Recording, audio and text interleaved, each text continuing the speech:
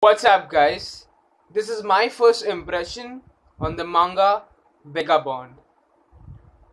Talking about my impressions, I have to first talk about the artwork. It's amazing.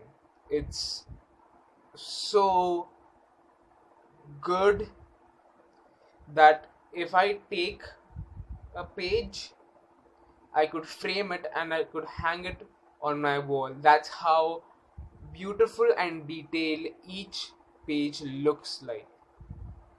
The amount of work which would have been applied on this chapter, on each page, would be enormous, and it looks incredible. The one thing that strikes out the most is the fact that each character, regardless of whether it's main or whether it's supporting or whether it's an extra or just a background character, whatever it is, in this first chapter, we get to see each and every single character in full detail. And not just that, but this manga actually has characters on an anatomically correct fashion. I mean, each character is designed more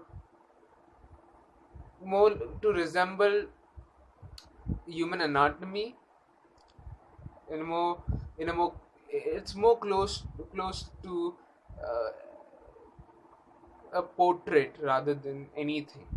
I mean, you could even say that the mangaka would have drawn these images in having a vision of someone in his mind, imagined a person in his mind, and would have drawn these because they look so realistic. They're so anatomically correct. Man, I mean, just for the artwork, I would say for you guys to to watch this, to read this manga. I mean, I don't know if there is an anime out there or not. If there is, then please let me know. I would love to watch it. The other thing that is very prominent in this manga is the violence. Now, I know that Vagabond is a seinen manga, and it doesn't hold back when it comes to its violence, and it is very prominent in this first chapter itself. So you can get in this manga and expect a lot, as I am expecting a lot from the very first chapter itself. The first chapter is actually 44 pages long, and as far as the story goes, the story starts with an end of a battle. This battle is of Sekigahara, and there are two survivors from that battle. One is Takezo, and the other is Matahachi. Matahachi is pretty much injured, and Takezo is uh, the guy who is a bit in better condition than Matahachi. And these guys are being walking around to find a nearest village because they are the only two survivors left in the entire battle. And we don't really get to know a lot about these characters themselves, except the fact that they aspired to be great warriors, and they joined this battle to take down any important official so that they could make a good name for them. Unfortunately, what they were given, the job which was given to them wasn't to assassinate or wasn't to fight in a battle, but just to clear the road for the army itself. the other thing that was also very prominent was the personality of both of these characters. Matahachi was more of a pessimist, someone who would give up rather easily, because when he's introduced, he is at death's door, and he's pretty much expecting death on him.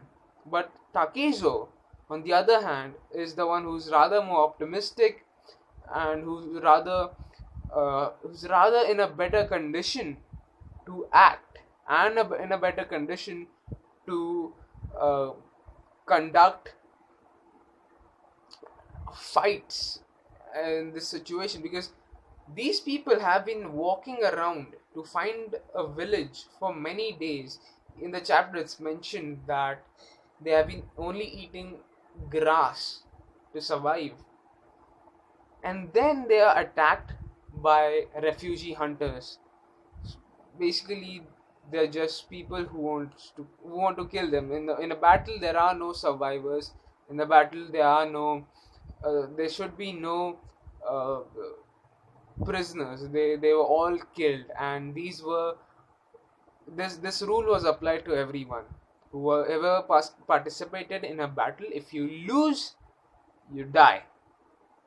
No prisoners. And the same happened over here. We see that Takezo is not some ordinary kid. I think I shouldn't call these two kids. I rather should call him a young man, because it is hard to tell how old this guy is. So I'll call him. I'll rather say he might be 18 or 19, maybe. So we see that this guy is not an ordinary fellow. He is actually very talented, and he is a savage when it comes to fighting, because he is fighting three trained samurais. Okay, he's fighting one without any weapon of his own. On the other hand, Matahachi is basically trying to defend himself from another one, and there's this one samurai who's standing there alone, probably to back them up. Because since they both don't have any weapons, so that's the reason why maybe he's not interfering. But that was a big mistake on his side, because when it comes to fighting, Takezo is a monster, because he just took down that one guy with his bare hands, you know. On the other hand, the samurai who was attacking Matahashi, he he throws a giant rock on on his head. Once he's done, so the fighter, the samurai who was attacking him, attacking Takezo, he bangs his head on his nose, and then bangs his head back to a tree. He's done for it. Then he goes for the one who's attacking Matahachi, and for that one, he crushes his head by throwing a giant rock on his head. Then uses a stick to, poke his eye, not poke his eye, but stab his eye. Then hit him in the head, and then stab that broken stick in his neck. So this guy brutally murdered these two samurais within no time. Man, there's some brutality. This guy is a monster with no weapons as such to protect himself. And he has been walking around for days with just eating grass. So I'm expecting a lot from this character, At the end, we do get to a cliffhanger kind of an ending, because probably Matahachi died, I don't know. He did passed out, so I don't know whether he's dead or not. But we also see that when they arrive to a village, there are a lot of dead people around there, and Matahachi collapses and passes out, probably dead. And also, Takezo starts vomiting, and he also passes out. And a lady comes by, and that's where the chapter ends. So I'm very pumped to read the next chapter.